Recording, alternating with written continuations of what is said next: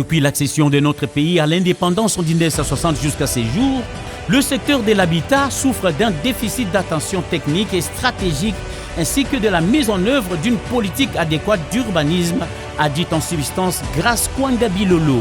Pour le gouverneur du Congo central, de nombreuses agglomérations sont dépourvues de plans d'urbanisation et sont devenues par le fait même le théâtre des constructions anarchiques aux multiples conséquences déplorables. À ce manque de stratégie et d'intention, il faudra ajouter les problèmes de surpeuplement de nos villes qui se manifestent par la destruction agressive de peu d'infrastructures dont on dispose. Grace Kwangabi Lolo fonde tout son espoir aux résolutions émanant de ces assises.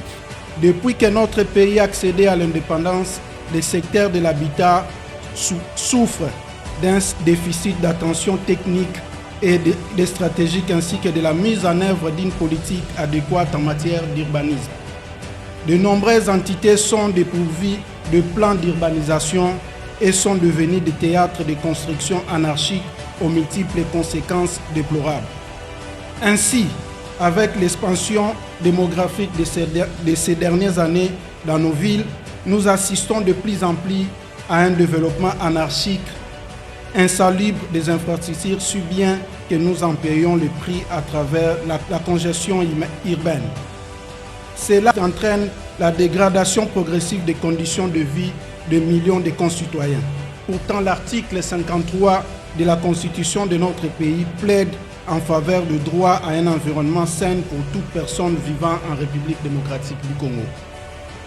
C'est ici l'Expo Béton 2024 trouve tout son sens dans la mesure où il s'observe un contraste criant entre les nombreuses potentialités économiques disponibles et l'état de l'environnement de vie en milieu urbain demeure médiocre, faute notamment de mesures anticipatives conséquentes et rationnelles en matière de l'urbanisme et de l'habitat. Les présentes assises nous donnent l'occasion de réfléchir sur les options nouvelles, concrètes et durables à lever en vue de garantir aux générations présentes et futures un cadre de vie propice à l'épanouissement intégral. Et donc, nous souhaitons vivement que la révolution urbaine devienne une réalité vivante, et c'est dans le respect des normes environnementales ainsi que de nouvelles cultures.